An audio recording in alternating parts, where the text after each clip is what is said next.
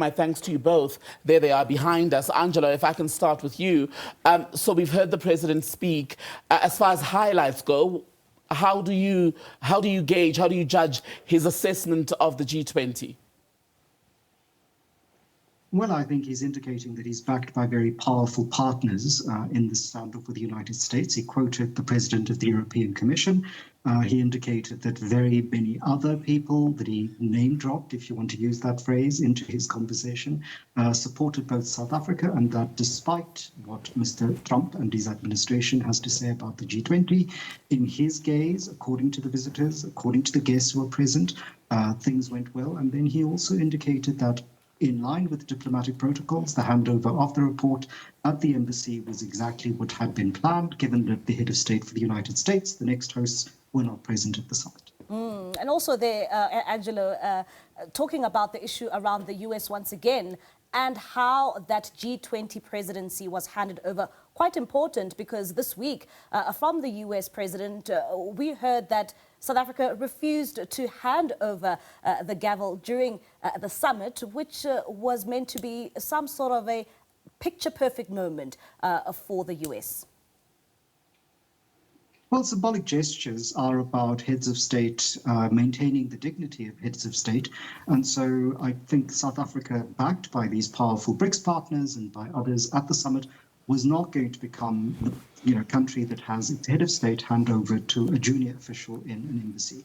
And I think that that was what the South African president, when he remarked that the United States had made some kind of remark about participating in one way or the other, was very vague and slightly humorous about how he was phrasing it about 9-10 days ago. And so I think this was yet another moment of signaling that South Africa was not a junior player in the global stakes.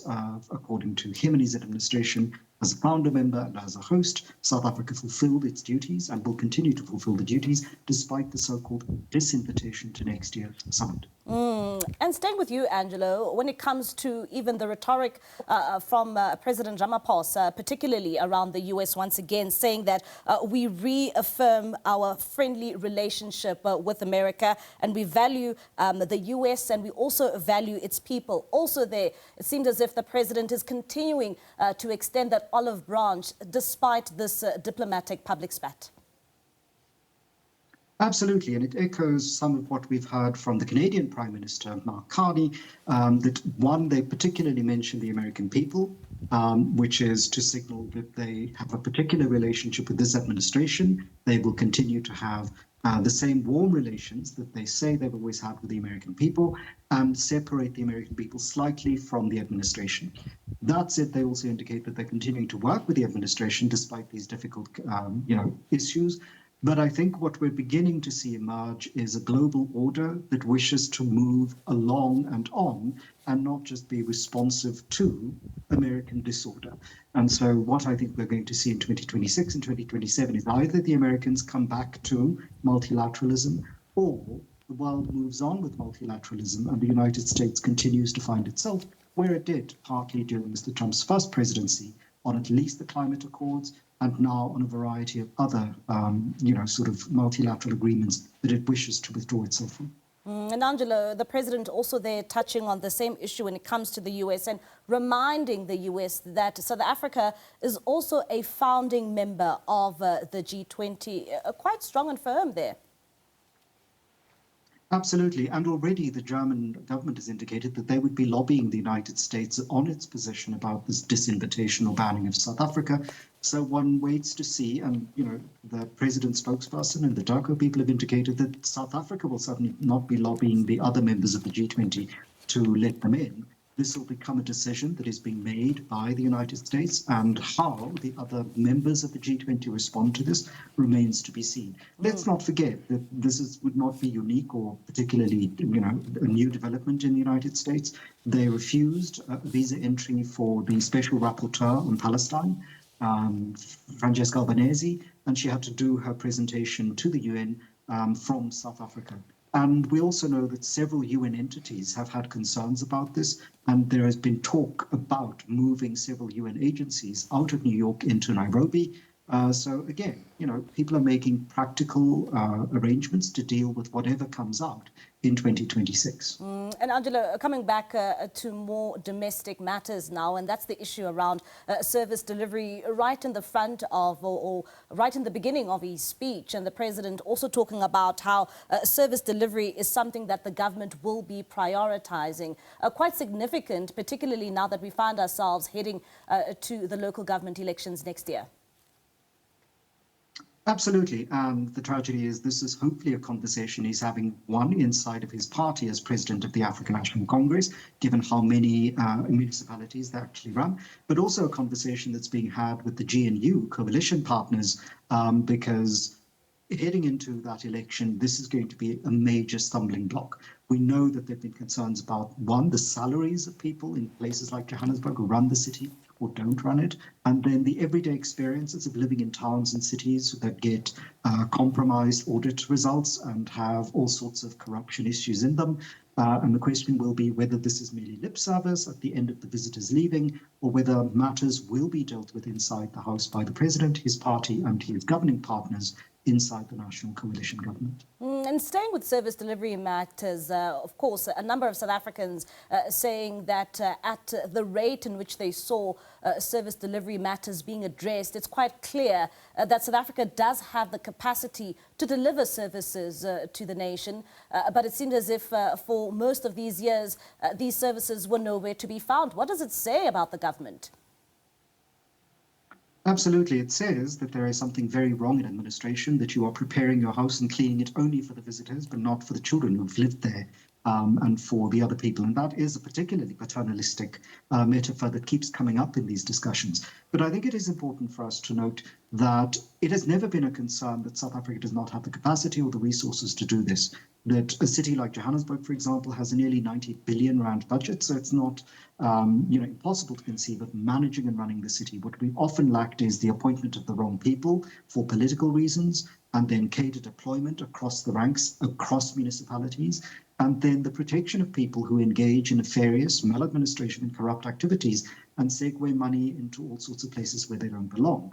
And so, when the Auditor General comes back year after year and talks about qualified audits for municipalities, poorly run municipalities, consequence management, a lack of prosecution by the NPA of officials, when we hear that people mentioned in reports on corruption continue to do business with government, when we hear that the spouses and children of politicians prominent in national government or provincial government continue to do, and spouses sometimes do business with government, one has to then ask, really, at what point is it the 40% of 2024 that has woken up the majority party? Or is it that they suddenly face the reality that things have fallen apart and that they cannot go on as they have before?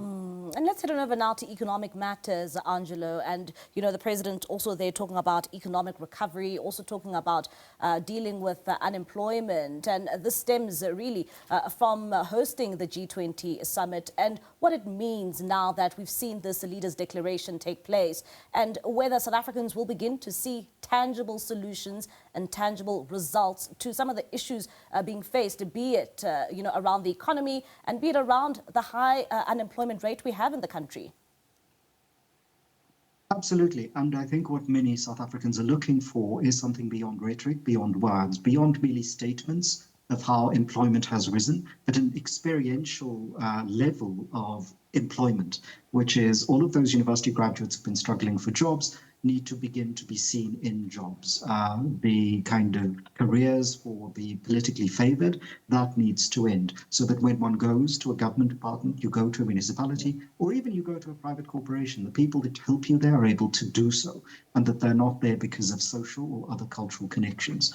And I think until that happens, until people with BComs and engineering degrees get the jobs that they're qualified to do over the people who have been placed in those jobs, regardless of it, and until our municipalities hire these engineers, these professionals, what we're going to see is deflation. We're going to see people go into January and say, wait, no, but despite what you said at the end of November, very little has changed.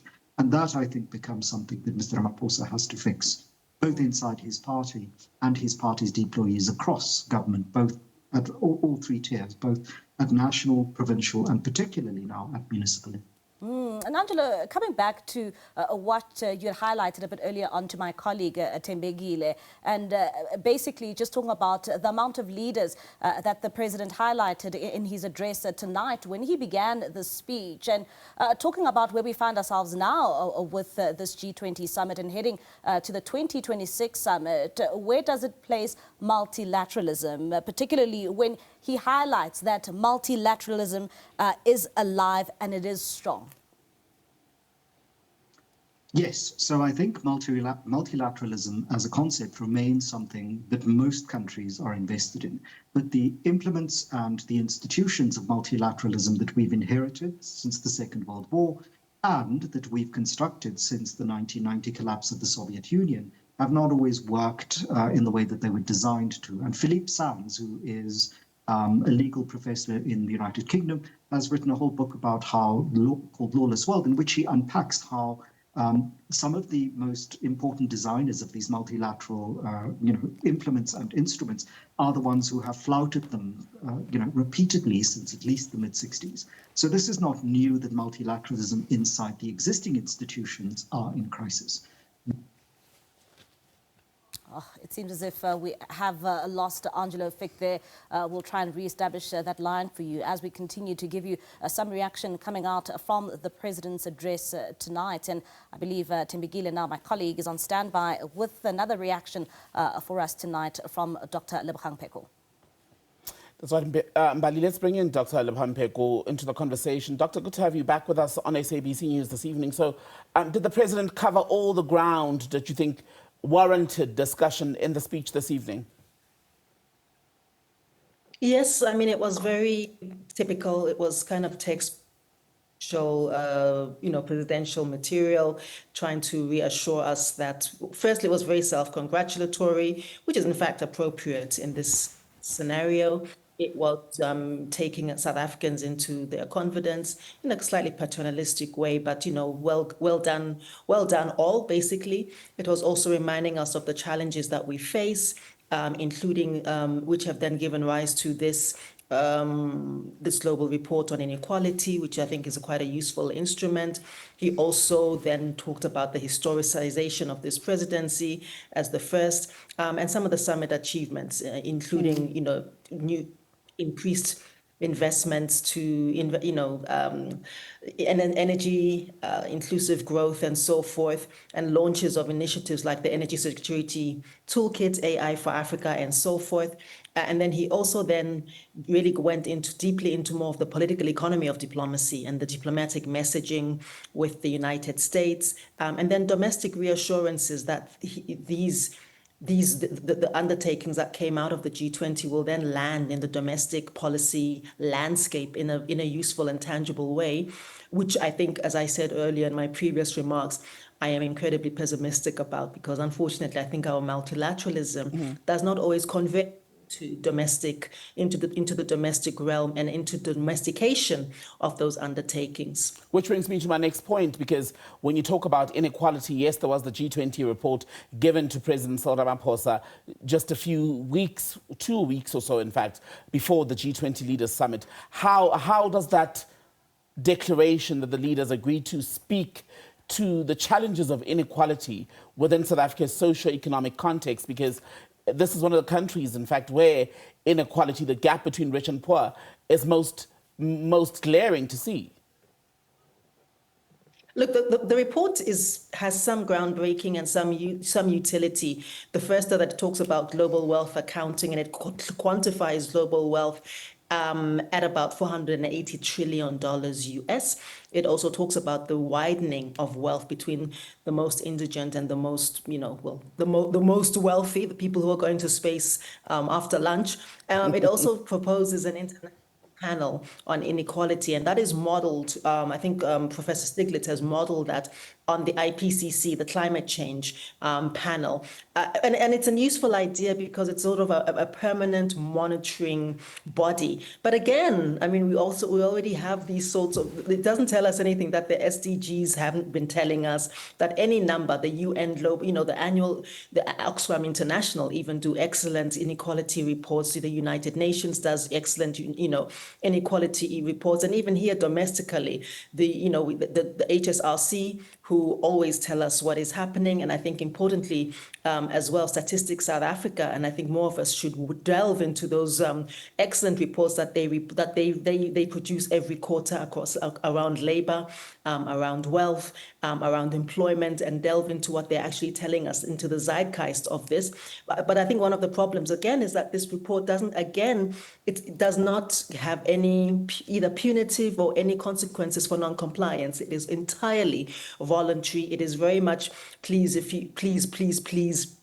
and it relies on voluntary compliance and without binding agreements. Temegile and the viewers, these inequality monetary instruments, they do risk becoming extremely symbolic. And I don't think that in a country such as ours, and to the next part of your question, that we have the appetite for symbolism, particularly when we understand more than anybody the acuteness of some of our challenges, the acuteness, the foundational acuteness of some of our challenges. And I think that some of the things that Dr. Flick has mentioned around cadre deployment, around the misappropriation of funds, not that there's a lack of resources, but the misappropriation of resources, the number of own goals that, the government, the state has scored against itself since 1994.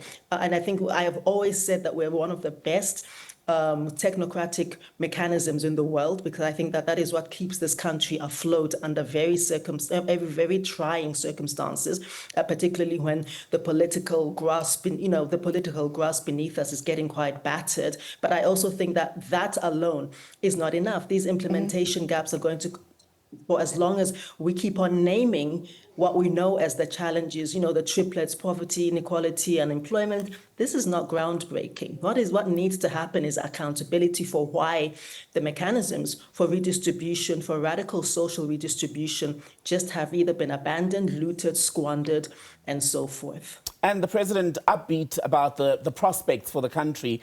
Just to quote from what he said, unemployment has fallen in recent months. He said South Africa's public finances are improving, allowing us to steadily reduce our national debt. We've recently seen, he says, a sovereign credit rating upgrade.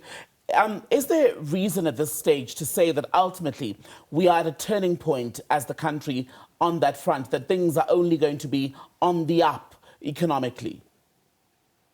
Mm-hmm.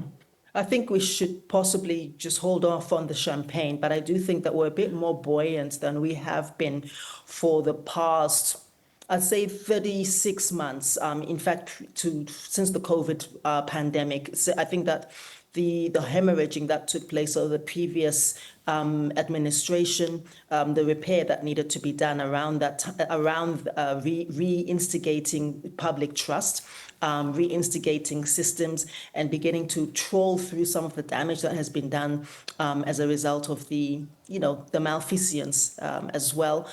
It's a lot of work, but I do think that this particular administration has also, as I've said again, yet some more own goals. I think that, however, is a lot more buoyant. I mean, I think we've stopped talking about being in technical recessions, which is good.